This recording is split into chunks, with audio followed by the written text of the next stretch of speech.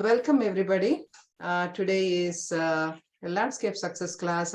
As you have been attending from the month of February, we have been running monthly classes on the basics that a home gardener should understand.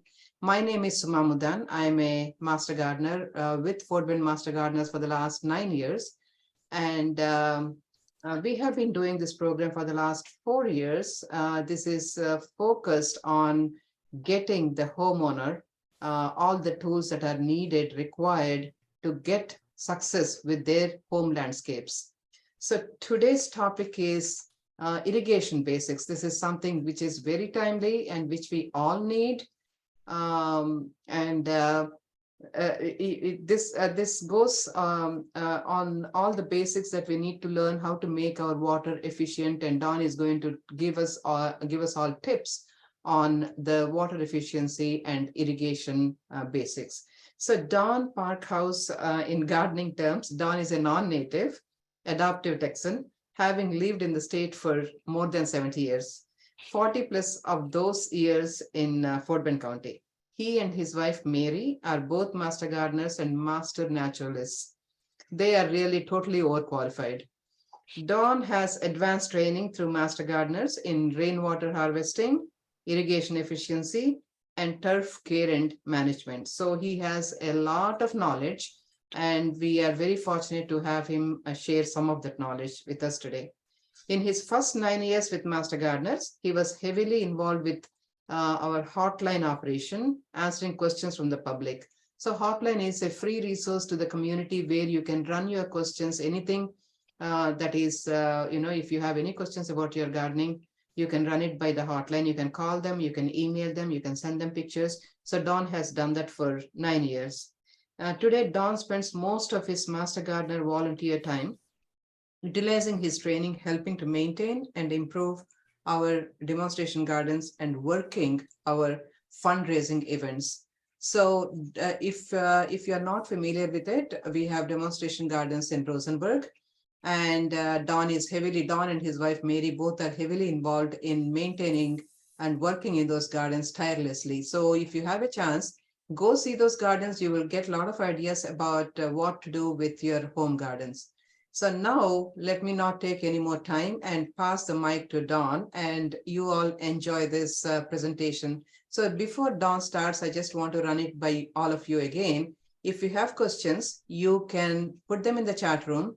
One of us will try to answer, and we'll also run them by Don as it relates to the subject topic he's talking about. If not, we will wait till the end of the presentation to run it by him. Or alternately, at the end of the presentation, you also have the opportunity to unmute yourself and ask him any questions that are still lingering. So now let's get started. Thank you, Don. Thank you, Suma. Good afternoon to all of you. Welcome to Irrigation Basics. I think we changed the title this year from Irrigation Efficiency to Irrigation Basics because we had some feedback last year on getting down to truly the basics of it, and that's what we will be covering, which will include some of the efficiency aspects. But Landscape Success is a program is brought to you from Texas A&M Agri-Life Extension, facilitated or fulfilled with the Master Gardener organization. I have made one assumption as I move forward, and that's that you already have an irrigation system and that you're not starting from scratch or trying to build one. If you're looking at building it, have additional questions, I'll be happy to address those, but I may not cover that as we go through. So, but please do speak up and let me know.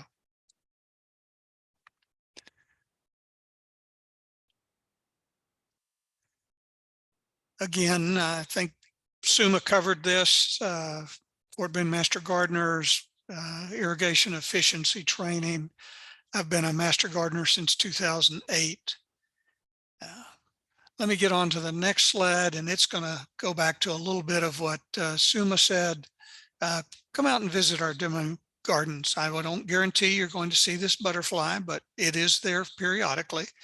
And everything that we will talk about today, we have examples of in our own gardens. So again, Hope you'll come out if you can. As we get into irrigation, we're going to start talking about something called earth-kind. And earth-kind is based on 20 years of research from Texas A&M. It combines the best of traditional horticultural and with organic gardening, where the goal is to create low maintenance, efficient, well-managed environment. If you read down on the slide, item 5, the one in italics, efficient irrigation, it's right there in their top set of principles. The number one goal of earth-kind overall is landscape water conservation. Water conservation has become larger and larger, and irrigation feeds into that quite nicely in terms of what we can do to make our landscapes more efficient.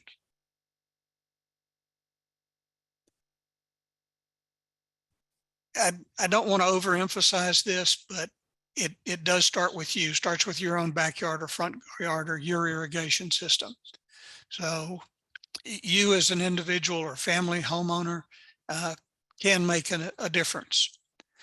The next 2 slides we'll get into, I stole from another presentation, one on rainwater harvesting. But I feel like it's important that we at least touch on where does our water come from. Over the years, as I've given this presentation, groundwater, which is centered toward the bottom of that slide, it seems to come up more and more. We now have groundwater saving programs. The city of Rosenberg can no longer access groundwater, no additional groundwater. We're having to look for surface water. So surface water being lakes and rivers.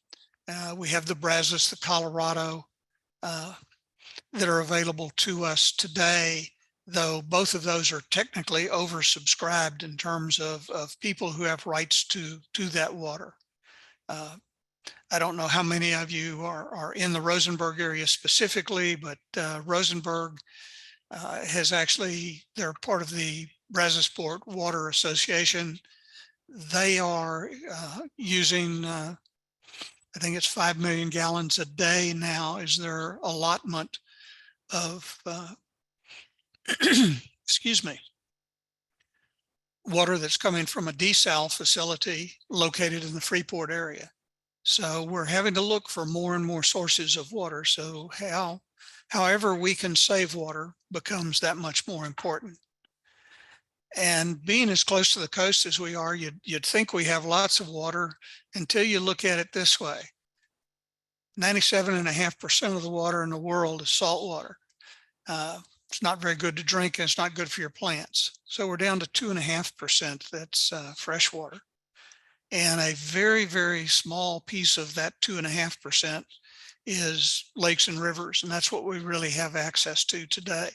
Groundwater, there was a change in 2016 that mandated 30% begin to come from sources other than groundwater.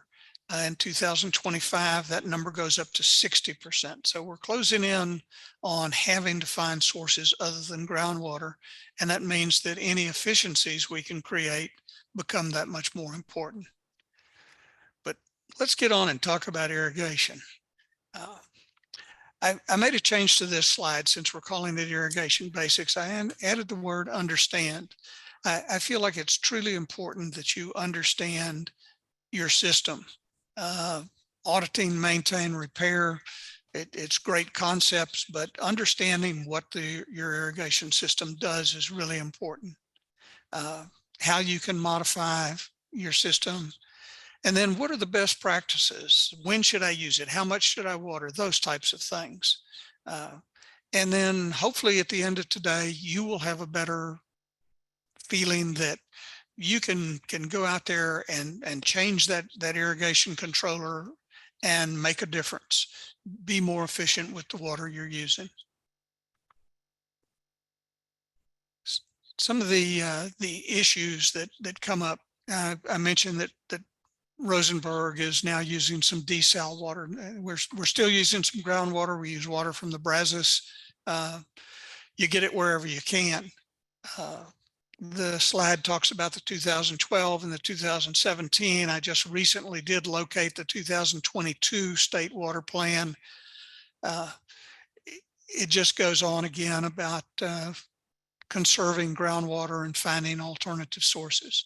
So I don't want to beat that to death. Just letting you know that it really is important. Something about irrigation is if you think of effective irrigation, it's doing more with less, making sure we have pretty plants, green grass, etc. And the one other thing that goes along with that is your landscape doesn't waste water, it's people that do. So we make a difference.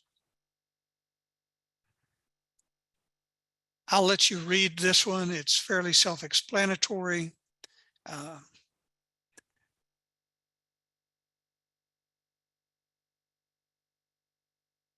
want to move along and let's get to irrigation. Now this first number is 89%. And I have to tell you right up front, I think that's Aggie math. But I finally did get to the bottom of it. And if you have a garden hose and it's got a nozzle attachment or a sprinkler, you have an irrigation system. Now, when we think of irrigation systems today, it's automated irrigation. And that's where you get down to this 85% that don't understand their irrigation system, how it works. And as far as those with automated systems, that number grows every day. It's just so much simpler to have it automated. It takes care of itself pretty much. I don't ever want to say set it and forget it, because that's been the problem in the past.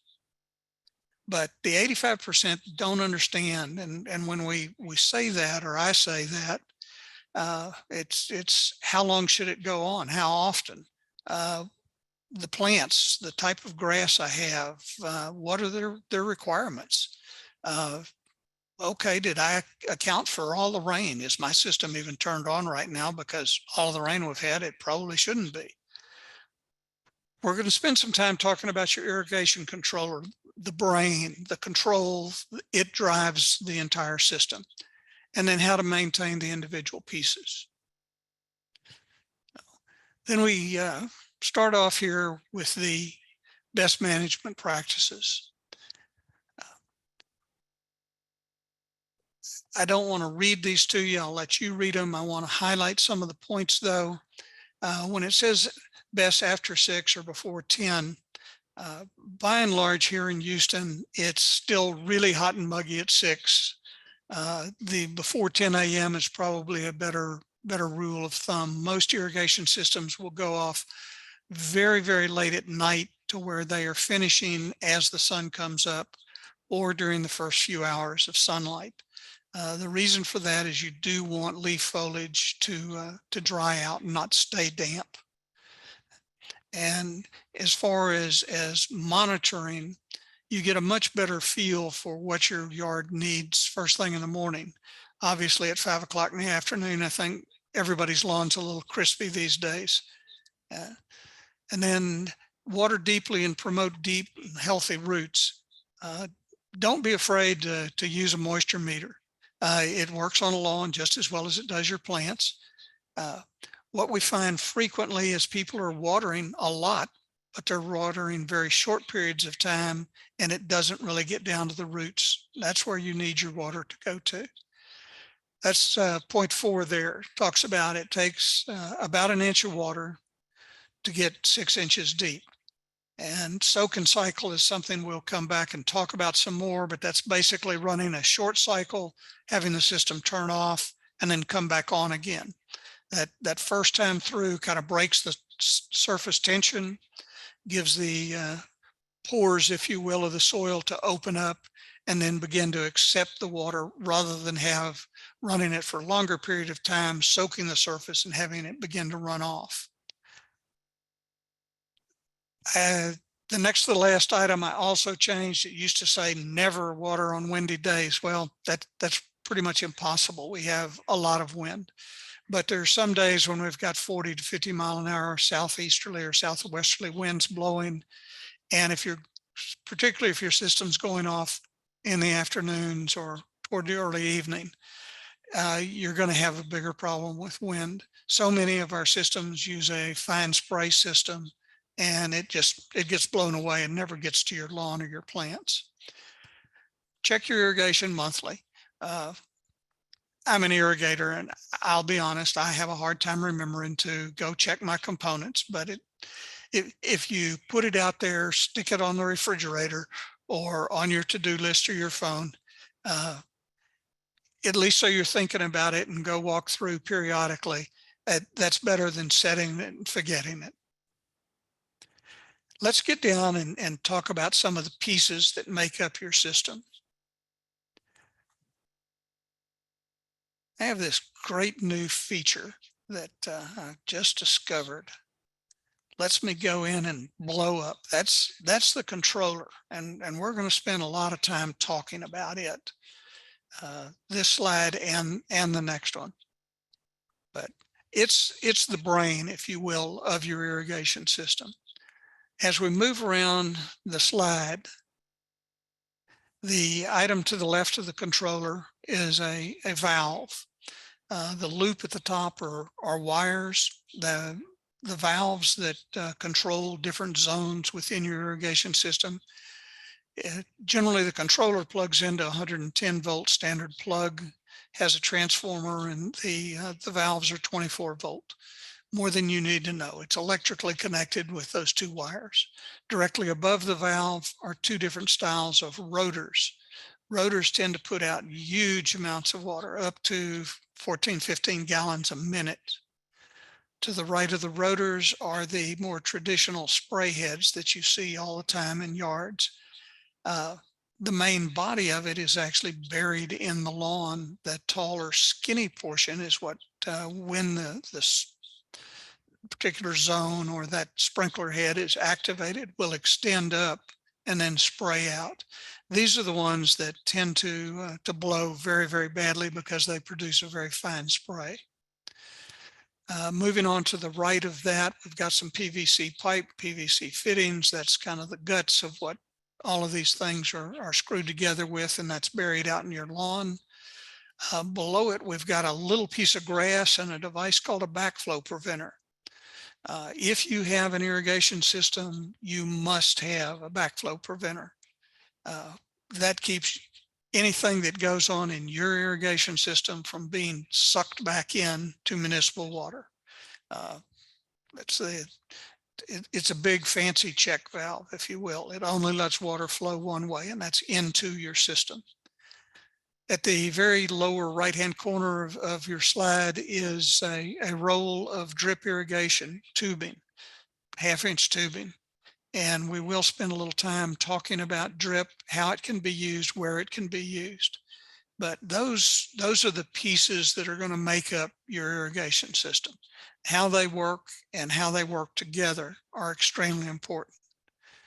As I said, I wanted to spend more time on the controller. So I've blown it up, made it bigger, and I'm going to really zoom in here, I hope. Whoop. Pardon me, my mistake. Okay, main dial. Hopefully you can see that is an arrow pointing up to auto. And once everything on the controller is set and it's ready to go, auto is where the dial is set to. Just to the left of auto is off. And I find a lot of people have never turned their system off. We have an irrigation system at the demonstration gardens. Generally, November 1st, we turn irrigation off. It stays off until March 1st. There are some exceptions based on severe weather or plantings that are going on, or we may cycle on using manual watering, which is to the left below off. But there is no reason that your irrigation system has to run 12 months out of the year. During the last, 3 weeks, I guess, we've had tremendous amount of rain off could have been used, but hopefully you have a rain sensor and it would have shut your system down, so it's not being used.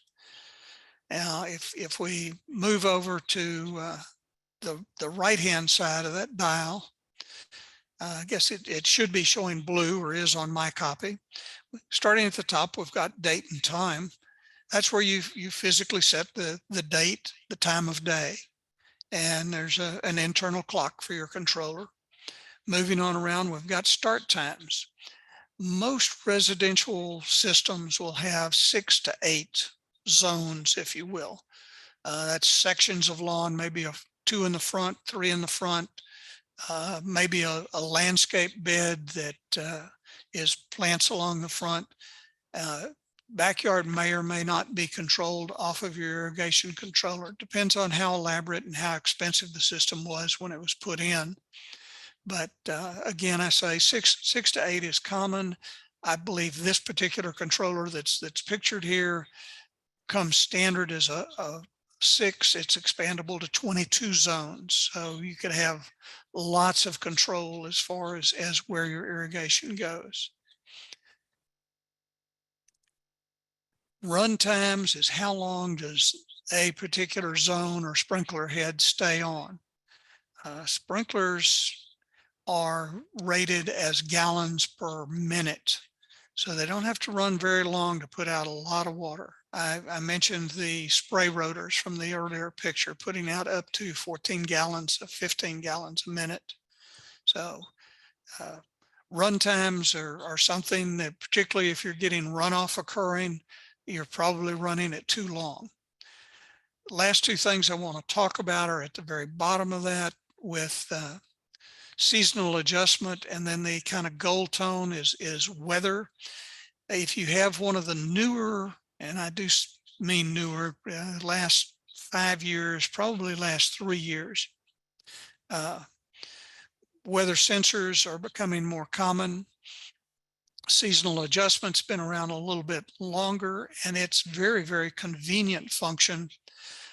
If you set your irrigation system today and everything looks like it's running right, you're getting the right amount of water, is that going to be enough when it gets to be July 1st? Probably not.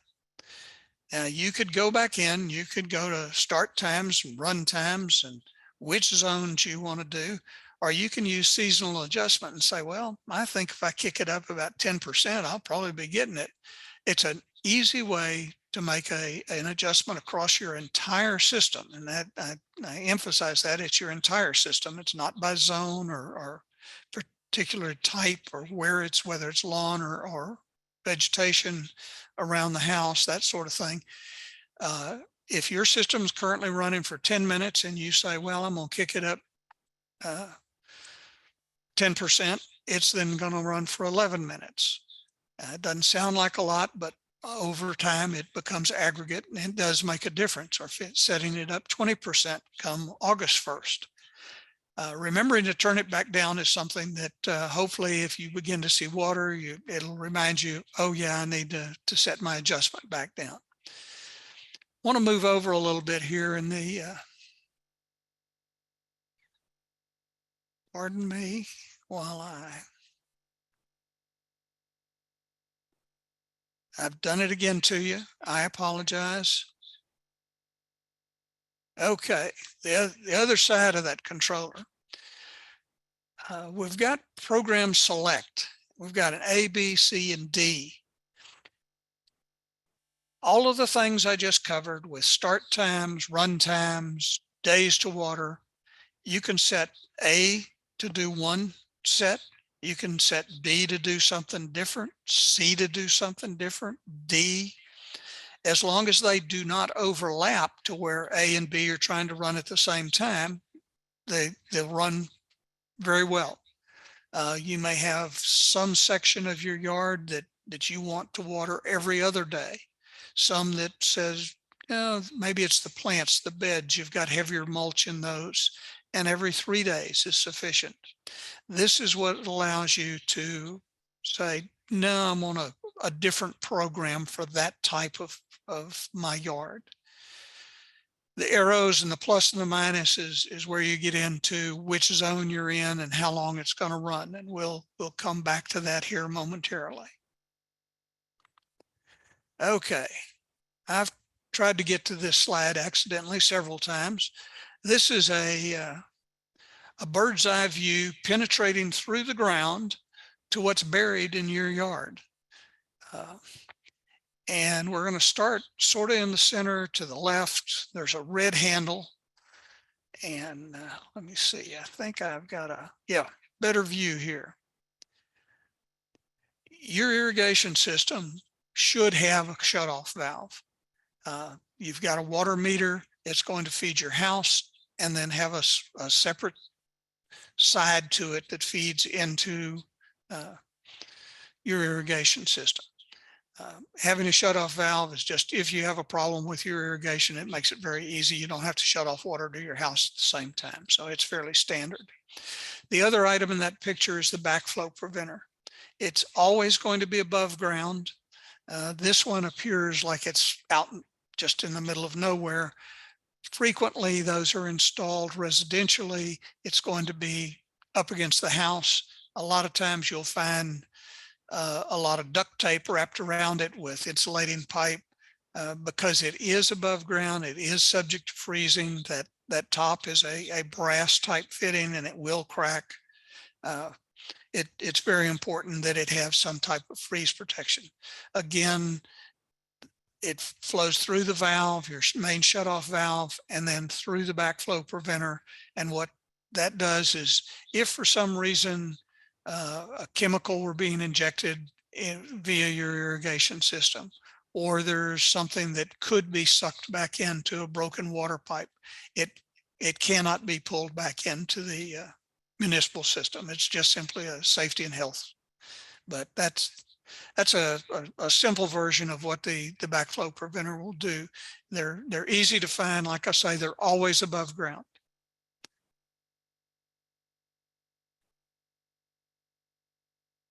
Next thing up in this drawing, going directly above from where the shutoff valve is, we've got, it's shown here with kind of a green looking cover.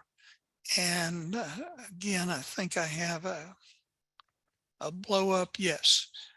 This is a standard valve box. You'll find them buried in your yard periodically. This one just has 2 valves in it. A box of this size could have as many as 4. I have to be complimentary of whoever designed this system. They actually have a future use off to the left of things.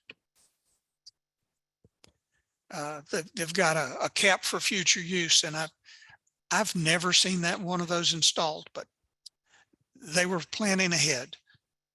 Going back to the valve box, we've got 2 valves in there, and give you a little bit of explanation. They talk about waterproof wire connectors.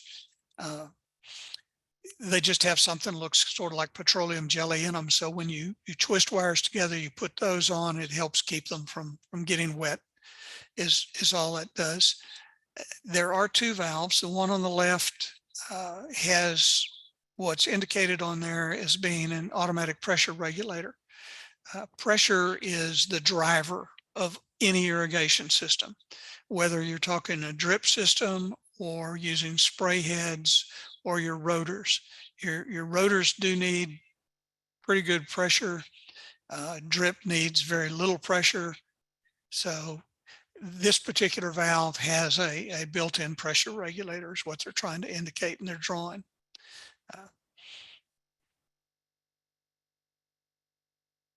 Let's move on through the system now. Okay, we covered the on-off. We've got our backflow preventer. We have our first 2 set of valves. If you follow the valves to the left and upper portion of that valve box, they go to a pipe, and it's what I will call the upper left side. Those are 2 rotors on each one of those that are indicated there. And again, I think I've got, yep. Nope. Going backwards. We're going to talk about those rotors.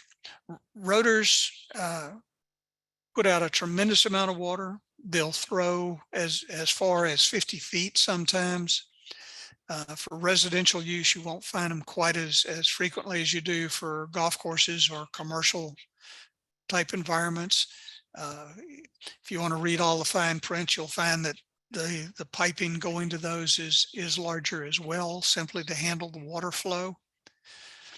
One of the things about the way this system is drawn is every spray head or rotor is installed on a swing arm. That little last piece of pipe would actually pivot away from the main system. And what that lets the installer do is adjust it up or to the left or right. It also, as you as the homeowner, if you find that the spray a tree got planted and has grown and it's just, spending a lot of time spraying up against that tree, by being able to adjust that hedge, you may be able to get a little bit better spray out of it that's being dispersed over your yard or whatever area you're trying to cover, instead of hitting something that you don't want it to. If it has a spray arm, that's great. The other thing is, as your yard ages, you'll get both thatch that forms as you mulch your yard. As the grass grows, it's going to get thicker, and sometimes your heads wind up disappearing. That swing arm will also let you adjust some of these things up. I've got some pictures later on. You'll see what I mean about getting covered up and why we might want to do that. Moved over to the other side of the drawing now. These are the spray heads. Again, the thicker part of this is completely buried in your yard. It's only the small spike that comes up. It does put out a very fine spray. And this is the traditional spray head for residential yards that we've all seen, all had. The item circled slightly off center, they label it as being a wireless solar sync transmitter. It looks a whole lot like a wireless rain freeze sensor. And if you have an irrigation system, a rain sensor is required by state law now and it's enforceable. If you're in any of the municipal areas, they will enforce that. A freeze sensor in our area is recommended, really only as a precaution. We don't have that many freeze days, and generally when we do have freeze coming, we have enough time ahead of time to shut our irrigation system down. But both of those, what it does is turn your system off, so it will not turn on if it's too wet or if it's freezing conditions.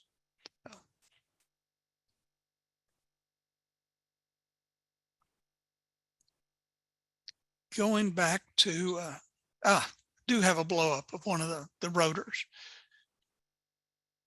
And you get a much better view there of what I was talking about with the swing arm. And you can just see the piping differential that takes place there. There, I'm sorry. I'm looking at one slide and not showing you the same one. On the spray heads, we've got 1/2 inch pipe, we've got 3/4 inch pipe. And again, it's just for higher water delivery. Rotors tend to be a little heavier. They will sink over time. And that's one of the big advantages of having one of the adjustable swing arms to be able to raise that thing up if necessary.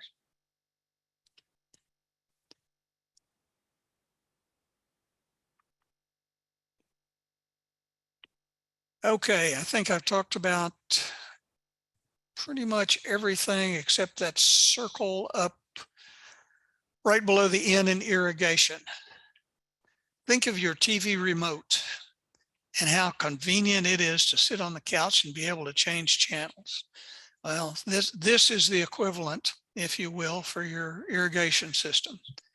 One of the things I'm going to talk about later, and I've mentioned before, is check your system monthly. When you're trying to do that, you have a choice. You either have to have your wife or your husband or your child back at the controller, making changes, turning something on, and then, or you're doing it and then going out and looking for it. With a remote, you can be out in the yard where you're in zone 2, and that's the left-hand side of your front yard, and turn that on remotely. And that's exactly what this device does for you. It makes it much easier if you're trying to troubleshoot or fix anything in your irrigation system.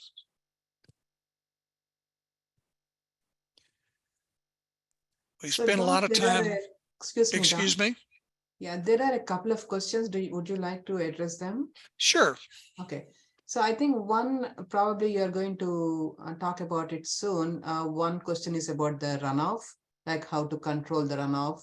Yes, Are you going to talk about it? we are. Okay. The second one is somebody asked about the rain collection irrigation system. Is that also included? That is coming up? I didn't understand the question. The rainwater, using the rainwater as irrigation system.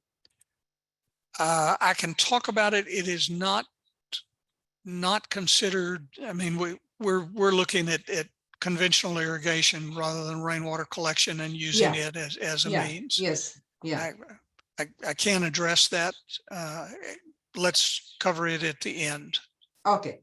So the next question is, how do you know how long to water the landscape bed that has mostly native plants and drip system? Y'all got great questions, and I have good answers and even slides to go with them. Okay. I promise I'm going to address those. Okay. Thank you. Anything else? I think that's about it for now. Okay. People are thinking ahead. Okay, I covered I say we're just looking at the controller again. Usually it's,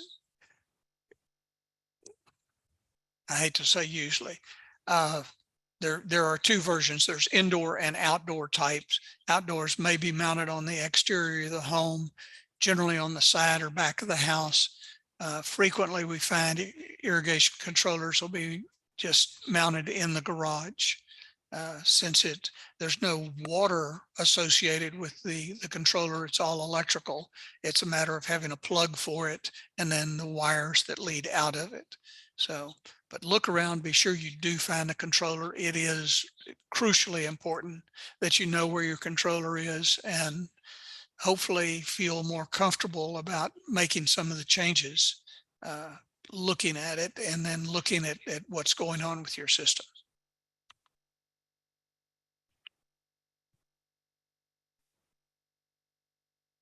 I think we've got all the pieces covered. Got another blow up here of the controller. It like I say, it even looks like, when you have it in hand, somewhat similar to your TV remote. But difference is it's going to have that little stubby antenna because it's got to talk back to the main controller system. One of the questions you had, or that came up, we'll start here with types of irrigation. You've got drip, and it's about 90% efficient. Micro drip is not much different, where surface or subsurface drip, in the earlier display, I showed a roll of drip tubing. Micro drip is generally a 1/4 inch tube that has an emitter plugged into the end. So it's a single point of drip, if you will. That's why it's a little less efficient. It's not covering as broad an area, and it has to be applied at a point situation. Multi-stream is similar in look to this spray head that's here in this picture, where the spray head gives you a very fine spray. Multi-stream will give you 3 to 4 fine streams of water, and the head rotates, or actually there's a wheel that rotates within the head, causing that stream to go around in a circle. By having multiple streams at different angles, it does the same thing, but it puts out water, doesn't have as high a pressure, so you don't have as much off-target blow from wind or complete loss of water from wind. Because it's a larger droplet size, it tends to go where it's directed, and then also sinks into the ground a little more efficiently. Talked about rotors and how much water they put out. Lots of water, but again, it's high pressure and it's a spray, so you tend to not get the efficiency out of that. And then obviously the spray heads, they are adjustable. Generally, when you see the fine spray, it's to get the coverage that you need to cover an entire lawn. But the heads on those, if you find that you have really good coverage in your lawn sprinkling, you might be able to change out the heads to something that's a little less fine spray, but yet still gives you the coverage you need. Unfortunately, once the irrigation system is in, trying to add to it as far as a lawn system becomes probably beyond homeowner capability. Just while I'm here talking about making changes, if you're looking at making changes, find somebody who is TCEQ qualified. He's going to be a licensed irrigator. That's not the guy who does your yard or some handyman. They are not licensed to do work on your irrigation system. They need to be a licensed irrigator by the Texas Commission on Environmental Quality, TCEQ. An example of drip, and somebody asked the question about drip in a bed, how long it needs to run. How long is going to depend on slope of the bed, material of the bed, how much sunlight the bed gets, plant material in the bed also. But come back to that a little bit more on how long to let it run, and hopefully will have answered your question entirely. But drip's good for the entire landscape, and I say even including lawn. I've seen a couple of videos on that. It's still being tested a lot. I do not know of anywhere where lawn drip has been installed that I can point you to subdivision and say, hey, they're doing it. But it is something that's on the horizon, or it's being done. The micro irrigation I mentioned is using tubing with an emitter for container plants, potted plants of any type. We see this a lot where people have an irrigation system, particularly a drip system that is close to a patio or something. They'll punch into the tubing for the main drip and then water all of their potted plants at the same time. It's very, very efficient for doing that. But, and you have less water lost due to evaporation or runoff with drip. That's just one of the biggest advantages. Also, drip tubing, while the picture I've shown, it's kind of ugly, but you throw some mulch on top of there and you won't even know it's in there. Now, you can go to almost any business, whether it's a shopping mall or fast food place, and if they have any vegetation, they probably have a drip system. And if it's done right, you won't see the tubing. Sometimes you will, but again, it's fairly easy to hide under mulch. Don, can I ask you a question about Sure. the drip irrigation? Actually, this is my question. Okay. So I have drip irrigation in various places in my garden, but the thing is they get clogged after a couple of years, few years. It looks like the holes may get clogged. What do you think? Drip, the emitters could be clogged. They shouldn't be if it is installed correctly. Okay. One of the things about installing drip is I mentioned the pressure that's required for different types of things. Drip ideally works at 20 to 40 PSI. Most residential water systems are 60 to 80. So you have to have a pressure reducer installed prior to the water going to the drip tubing. The other thing that we recommend anytime drip's being used is to install a screen type filter, something that it's 100 micron or better.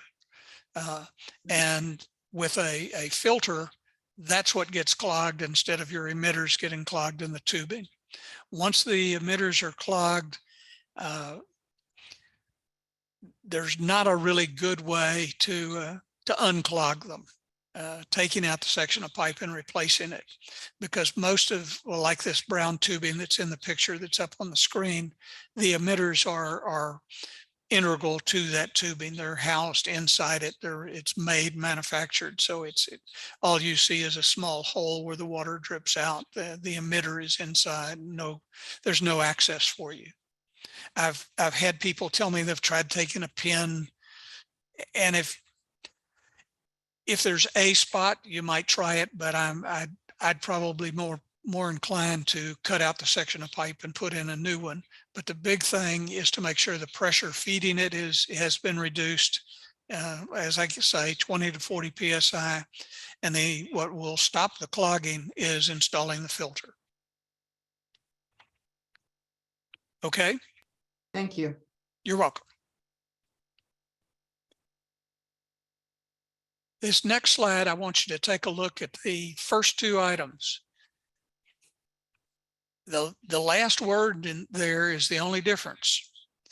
And when you're talking drip, it's gallons per hour. When you're talking any kind of your spray, bubblers included, people find bubblers for trees because trees tend to be out in the lawn. The lawn has a spray system, so spray doesn't run as long. They wind up using bubblers, but it puts out a lot of water in a very small spot. But it does do it's the best we have for doing trees on a spray type cycle. But that's a real key to understanding the difference. As Suma just mentioned, she has drip in a bed, and that's fairly standard, but you're going to have to run that for 30 minutes or 45 minutes maybe to get enough water where it may have only run for 4 to 5 minutes as a spray being sprayed out on the same area, just because of the type of mechanism or volume being put out by the ultimate device.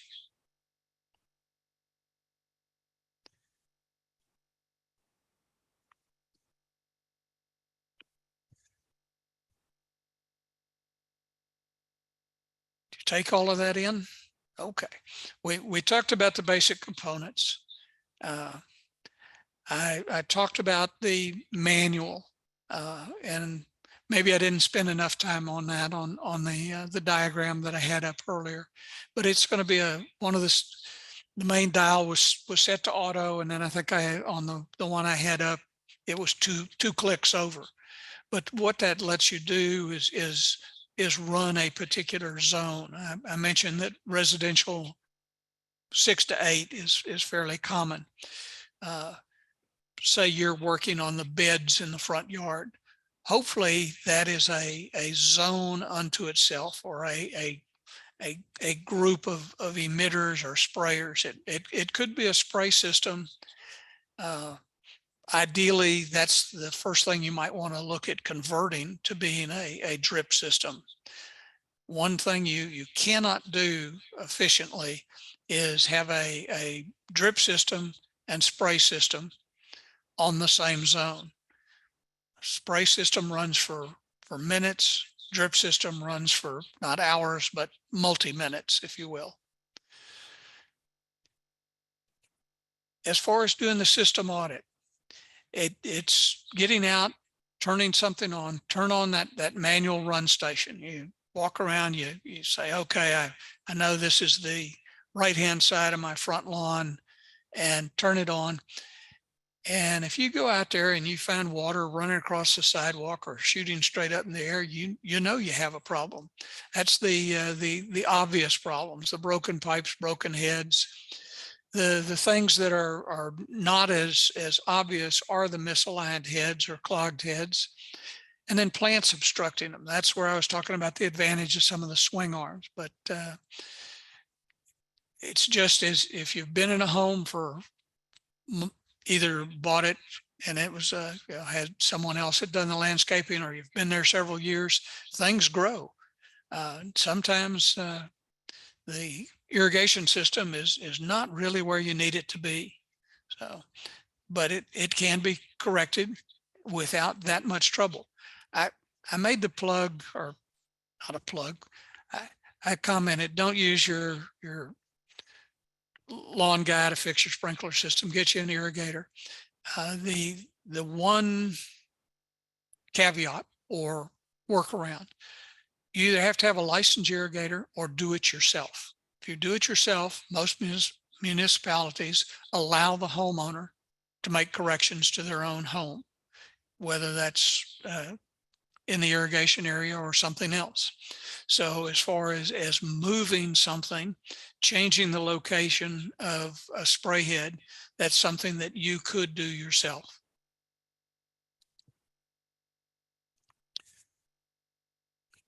Here's a good shot of the backflow preventer. It's obviously up against the stone of the home, and you can see the not so much in the left-hand side. That's just where it's actually cracked the plastic and all, but they do tend to break. They don't take cold weather well. The right-hand drawing, right where the PVC is, you kind of see the black foam type covering, and that's generally what you will find is that stuff put around it and then taped. And as long as it's taped up, that's fine. When you know it's going to freeze, going out, turning that valve off that will kill water into your irrigation system. And then besides turning it off, you've got to be able to let the pressure off somewhere. Since the backflow preventer is above ground and everything else is below ground, the backflow preventer is one of the first things to drain. So opening water anywhere should drain your backflow preventer. Don, Yes. we have a question from a homeowner who lives in Siena, Yes. and he said that he's had 3 or 4 different irrigation repair people to come out on his system, and not one said that he needs a backflow preventer. Is it not needed here? Siena is not in a city, I believe. It is, and if it is not regulated, well, let me ask, does Siena have its own water system?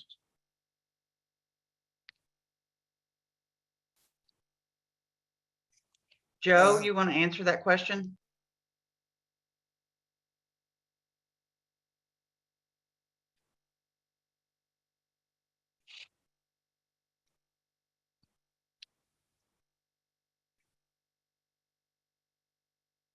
Yes, it has its own water system.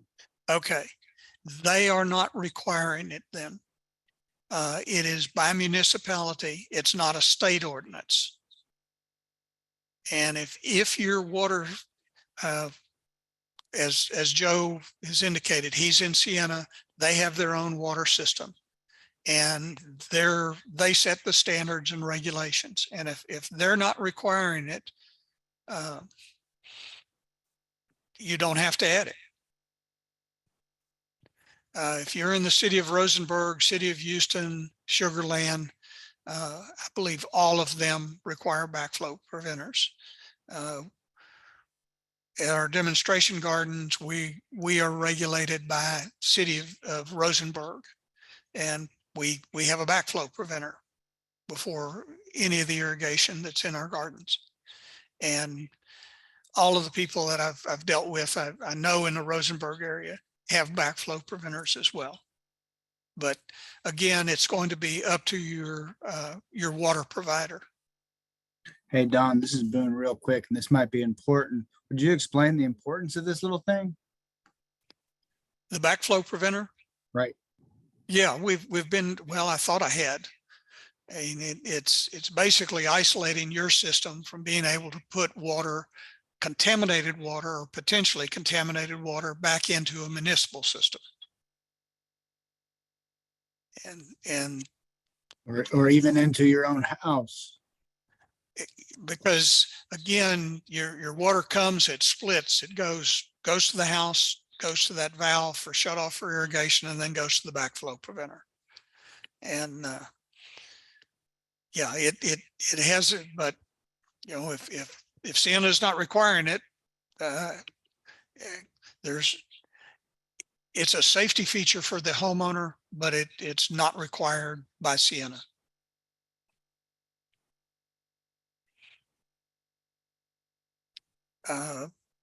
Did we take care of Joe?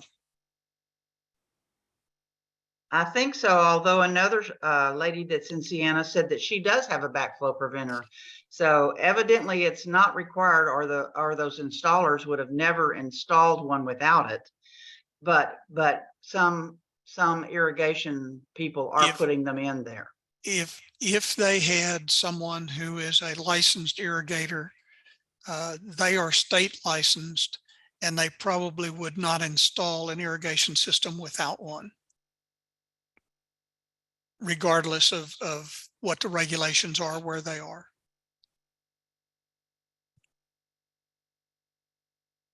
Moving on. Yeah, that makes sense. I think we're ready to move on. Okay. Well, I had a picture here of a broken backflow preventer, and freeze is what gets them real easily. Making sure they're wrapped if at all possible. And again, if you know it's going to freeze, turn the water off, feeding your irrigation, and drain it. If you don't drain it, there's still water up in this, and this will be the first thing to go. Here's some real common ones. The one on the right, I'm not quite sure how they got a hold of it to do it, but that's the long skinny piece that would normally retract down into the ground. And obviously, I don't know if that's a lawnmower or skateboard or rake, or just the, if you'll follow that, the one on the right kind of down to the ground level, you see a white ring, and that's a black cap that'll unscrew. That whole piece will come out. There'll be a spring inside it, similar to what's on the left, but you don't have to dig out all of what's underground. It can be fixed from right there at the top. Like I say, that black cap unscrews. The piece that's bent can be replaced, and you're off and going again with a fairly simple. It's going to be the cost of buying the whole thing, but you just need the pieces out of it. Left-hand side looks to have been, again, the same type of thing. Sometimes I mentioned pressure, and I know I was at the Fort Bend County Fairgrounds once, and we put a gauge on something that hit 80 PSI on a hose bib.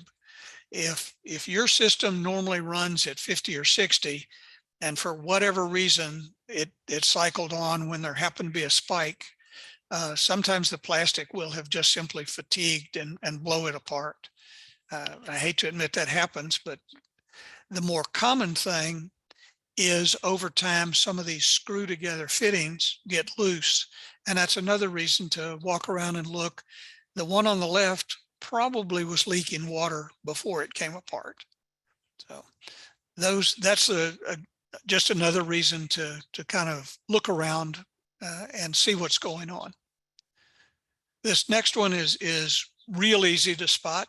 You got a geyser in your backyard, and that's from the prior picture, the one that was laying off to the side. If it was turned on, this is exactly what you'd have. It's just water shooting straight up in the air. Very easy to spot. Again, relatively easy to fix many times.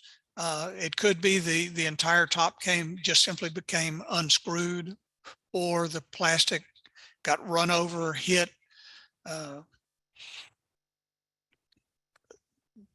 Take a look at it, see if it's beyond your own, is this within your comfort zone in terms of being a fixable item?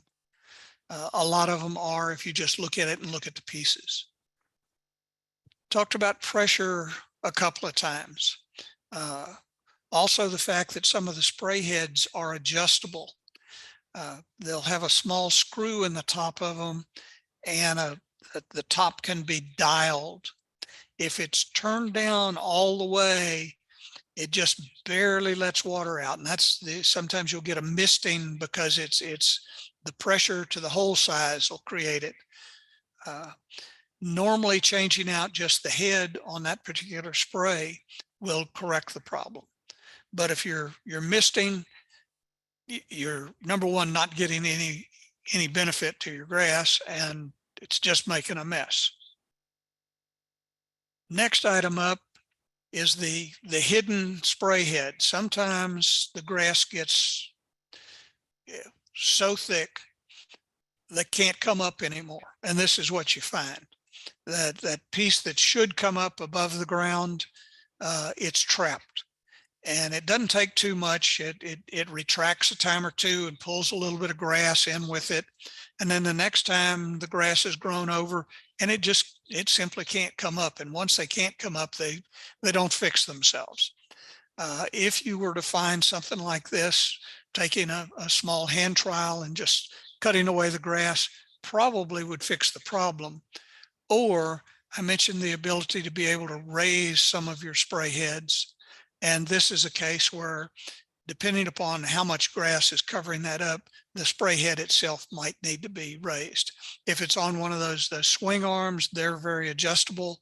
A lot of your spray heads are on a very short piece of pipe. You might be able to add a short piece of pipe to make it a little longer to get it up some. But this is a fairly easy thing to fix. I talked about the rotors, and that's what's shown here is a rotor, and you get the visualization of how much water is being put out there. And it's a good system, but the tree's in the wrong place, and they're obviously fairly mature trees. If that rotor could be moved, it's still going to hit the tree, but maybe you can align it to where it's doing the right-hand side and the one on the opposite side hits the left. Or just simply adjusting where that rotor sprays. Rotors don't have to do 100 or 360. They can be set to do a particular zone, whether that's 100 degrees or 90 degrees. And there's no reason to spray the tree. But you do want to get the water out onto the lawn if at all possible. Somebody had asked, how much do I need to water? I only have Bermuda, Zoysia, and St. Augustine listed here because I'd say 90, but it's probably more like 95% or 99% of what we do have. Bermuda and St. Augustine being by far the two larger segments of turf that we have, and 1 inch and 2 inches a week respectively. But how do you know how much water you're putting out? And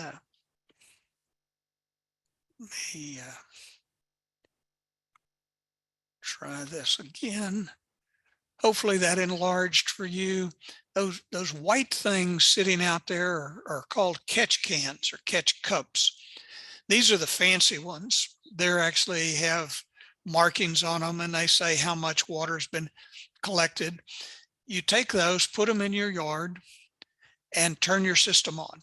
Let it run with a spray system. I like to let it run for 15 minutes because I can multiply 15 and extrapolate that out to 4 times that much. I would have gotten X amount in an hour. But each one of these cups will collect water. And that's a representation of how much water is going on your lawn in a 15-minute cycle from that spray head. That's how you know whether you're getting, if you're getting 1/4 of an inch or let's say 1/2 an inch, and you water twice a week, you're getting 1 inch of water a week. And if you had Bermuda, that should be sufficient. You have St. Augustine, you probably need to be running 3 times. So you're getting another half again as much water out of the same thing. Let me back out of this, go over here. Whoop.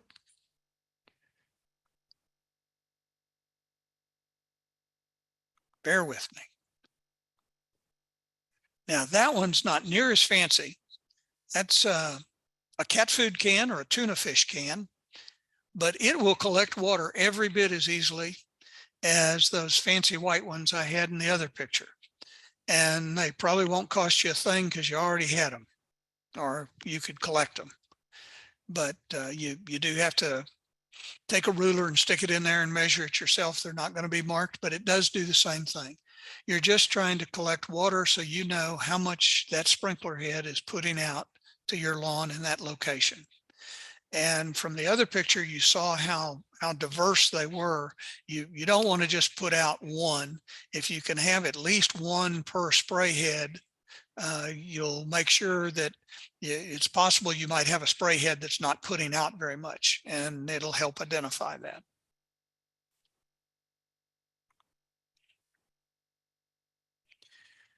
Earlier on, I mentioned soak and cycle. Most of us live on clay soil here in Fort Bend County. And clay, when it gets dry, it's like soft rock, and it doesn't take water in very well. And then when you have the kind of rain we've had the last, 3 weeks, it's a sponge. My yard is still just squishy right now. And that's just clay. I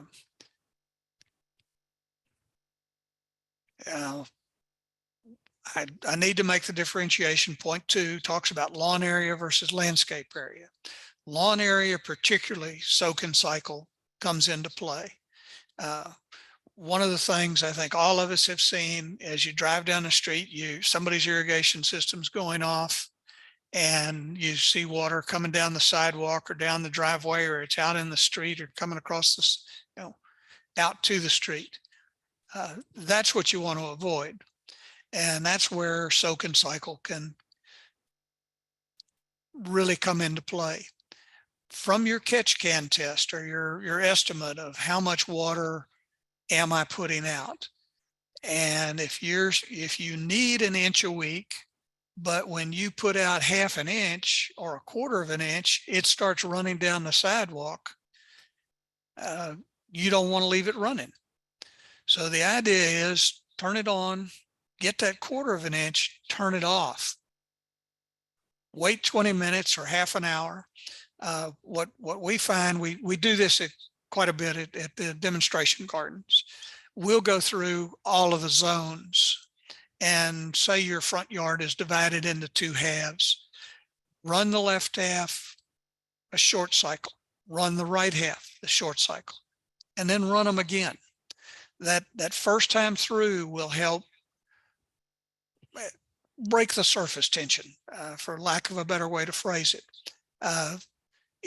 It begins to soak in, and a wet soil will generally absorb water more quickly than a very dry one.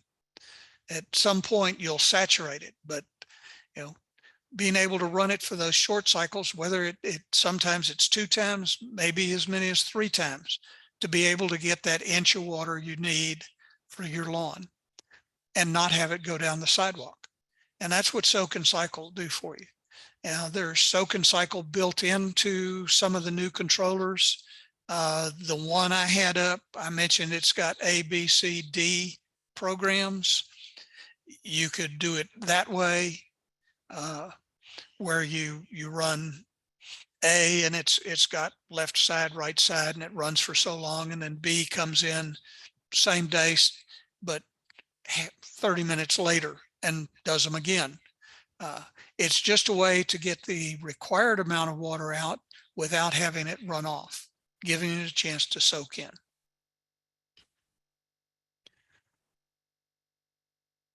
Some of the other things that are out there, I touched on the rain freeze sensor. Hopefully all of your systems have those. The lower right-hand corner is actually a moisture meter, a very fancy one. It wires into your system, and it can help regulate how long your system runs. If it's too wet, it'll say, no, don't cycle on. some of the new controllers, I talked to somebody and they were telling me, oh yeah, I can read it all on my phone. And not only your smartphone, but now you have your smart controller. There are systems around the state that is the ET, the evapotranspiration system of Texas, and they will communicate with phones or with irrigation controllers to help regulate how much or make adjustments on the fly to how much water is being applied in your particular area. They're relatively new.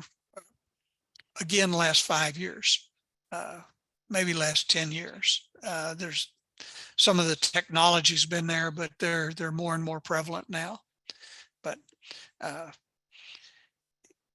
rain sensor, definitely what that does is when it has rained, it just simply tells your system don't come on. It tries to activate and it won't complete a circuit is a very simple version. One of the last items I wanted to cover, somebody had brought us a bill, and I want to encourage you to look at your water bill. You're paying for a lot more than just water. You've got your basic services, and that's the water infrastructure, if you will. They're going to bill you so much just because you have a water system out there. You've got a water meter. Then you've got your fees that are associated, and that's usually the biggest chunk of it. And you're paying so much for each gallon of, or each 1,000 gallons of water. Water tends to be billed kind of like taxes. Your last dollar you're paying more taxes on, or your last gallon you pay more for than you did your first gallon. If you have a very large irrigation involvement, having a second meter may be worthwhile, because you see this is listed as residential water and it's got one price. But the last item on there is you pay, your sewer is based on how much water. And if you're spending an awful lot of it or wasting it, particularly on your irrigation, you're paying that much more. So there are a lot of things you're paying for when you're wasting water. One more time, come out and visit us at the gardens and be able to show you some of these things. You'll be able to see a lot of the drip systems. We have converted to drip everywhere we can. And again, I don't guarantee the butterfly. Questions? And I'm going to go on to the last one and put this up so you have it. Scan it with your phone, but if there are questions, please just unmute yourself, or if Mary or Suma want to go through anything we have accumulated first, we'll do that. Thank you so much for this wonderful talk, because these basics are the ones that we all really need to understand. And I personally, I thought I knew, but I learned a lot of things. And they are very helpful. So there is one question that we haven't passed by you, and then we can ask people to unmute and ask any other questions. So this person says, Janet says, she has new gutters put in that are larger than previous gutters, with new gutters bringing of more water and increased rain lately. I'm getting quite a bit of erosion down one side of my backyard, which backs up to the lake. Would it be better to put in a drain pipe from downspout to edge of property, or landscaping with rocks? I would not be allowed to put a rain barrel at this location because it's visible to common areas, and the HOA obviously doesn't allow that. Go online. I think you can probably find it at Texas A&M or TAMU.edu, but look up rain gardens.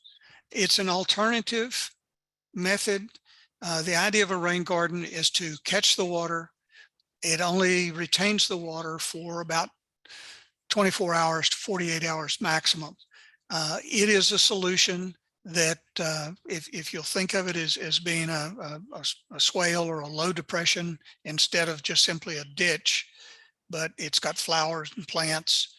It's things that can afford to dry out, but can take water and hold it for a short period of time. Instead of just simply piping that water to the lake, which it obviously would correct your problem, take a look or see what you can find on rain gardens, or if you can't find it, call our hotline and ask them about rain gardens, because I do think that is a better solution than just simply piping it off. And it would be acceptable to your HOA. Great. Other questions? I don't see any questions in the chat, but people can ask. I've got a couple things, Don. Yes. This is Boone here. Fantastic presentation. There was something that early on they were asking questions about about different water uses for native plants. Don is not just a Fort Bend master gardener, but he's also a coastal prairie Texas master naturalist. And so we'll know that basically the land that we sit on here in Fort Bend County is coastal marsh prairie that historically parts of the year was underwater. So when we go to nurseries, we might not be seeing those really true native plants. We might be seeing a lot of plants that come from the Texas Hill Country. A little thought on that for folks? Having been drug out to all of the different nurseries looking for native plants, I know the problem. I don't mean to just keep dropping back to come to our gardens, but we do have an extensive native garden where they've made a conscientious effort to use natives, true Texas natives. There are a lot of things that are, if you take a purist, they're going to say, well, that's not native to Fort Bend County, but it may be native to some of the surrounding counties. And they do very well. They are less prone to insect infestation, and they do have lower water requirements. They are harder to find. Mary, are you still on? Yeah. Yes. Can I address this a little bit? Because there are a couple of nurseries you may be able to send them to. Well, the main thing that both Boone and Don were alluding to is a native is a native. A plant is native to anywhere. Just because it's a Texas native does not necessarily mean it's going to grow here. If you bought a plant that grows in El Paso, the likelihood, unless it's in a very small family group, that it's going to grow here is pretty slim, because we get 50 to 60 inches of rain a year and they get, less than 10. I don't know what theirs is, but I know it's low. So the idea that Don also alluded to is, in our native garden at Extension, we try very hard to use Texas natives that are either native to this county or the surrounding counties, because we feel like if it can grow in Brazoria or Galveston or some of the surrounding, then the likelihood that it will grow here is very high. So the thing with native plants is not every quote Texas native is going to grow here.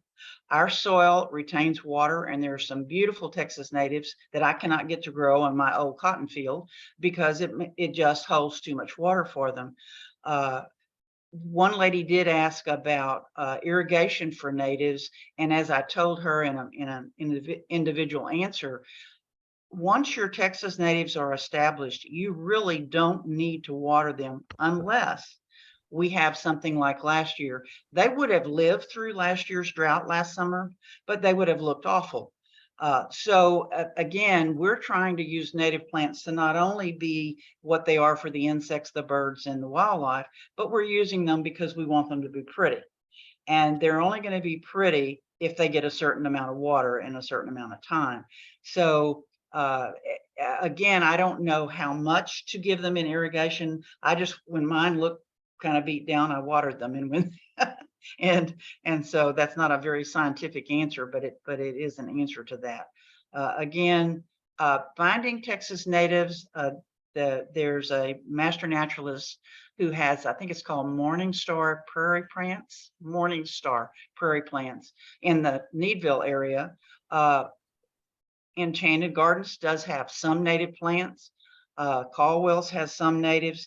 The best place to find your native plants is go to either the Native Plant Society, Plant Sales, your Audubon Society, some of the organizations that are really growing Texas natives for this area, so that people will start using them. Again, you're going to have to be careful, and not all Texas natives that they sell will grow here, because people from other areas like Montgomery County come here.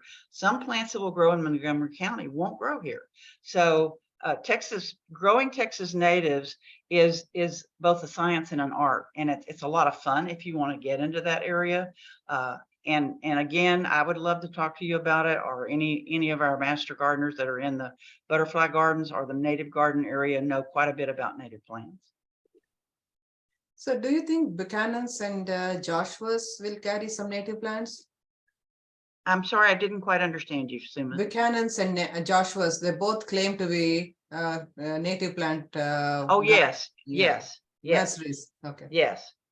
And the other thing about with any plant, you need to know the scientific name of the plant you're looking for. Because a brown-eyed Susan is not a brown-eyed Susan everywhere. And I wish I could just quote off the top of my head what that is, because I always have to look them up. But when looking for native plants, you need to make sure that you have the scientific name of that plant. And when you go to a nursery, you got it written down, or you know how to spell it, so that you can hand them that list or tell them what it is that you're looking for. Because unfortunately, sometimes nurseries will tell you that it's a native and it's not. So there are a couple of questions here in the chat. Any suggestions for a family-owned company to install rain gutters and or French drain? I'm not sure where the question is there. I think they want, I'm not sure, like they're asking if we know any company that would help them install those rain gutters and French drains. I don't. Yeah. Boone, do you have any thoughts? It's really outside of our guidelines to give Yeah. individual recommendations of the sort. I'd say word of mouth in your neighborhood is probably the best of who did a good job for some of your friends in the community. Yeah. So the next question is there an online resource available concerning drip or micro irrigation with an emphasis on converting some portion of an installed irrigation system to drip mode? So is there any guidance, online guidance that can help them convert some of the existing irrigation system into a drip system? There is some stuff on drip specifically on the A&M site.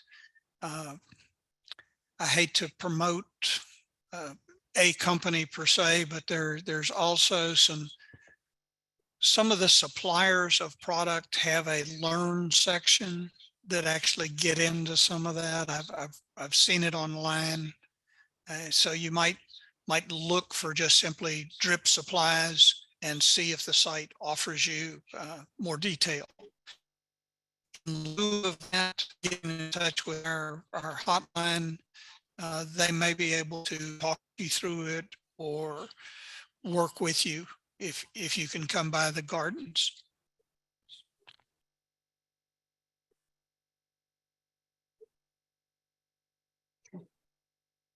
So I don't see any more questions. Others?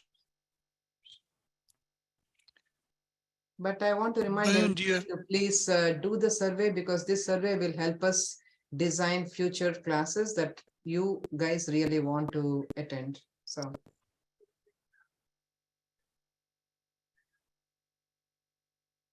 Don, I don't have anything. I think you did a stellar job. It was interesting that just right before the program started, I was had a large conversation with an individual that was dealing with algae growing on his ground surface at his home, and kept trying to put grass back in the spots. And so I think, it sounded like we were moving towards maybe a over either a combination of poor drainage and extreme over irrigation in some of these areas.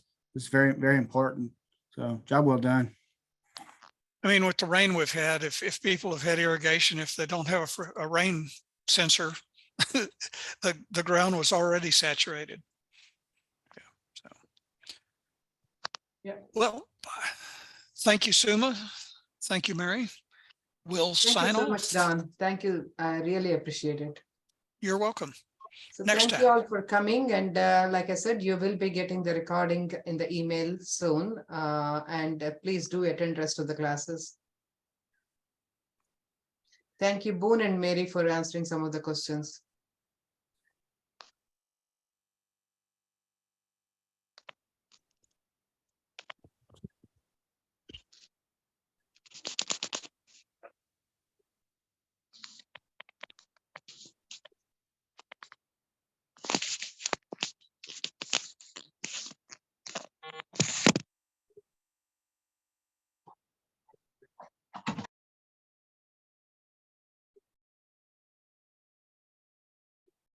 I'm going to close the meeting out. Thank you, Okay. everyone. Thank you, Mary. Sure. See y'all later. Okay, bye-bye. Bye, Suma. Bye.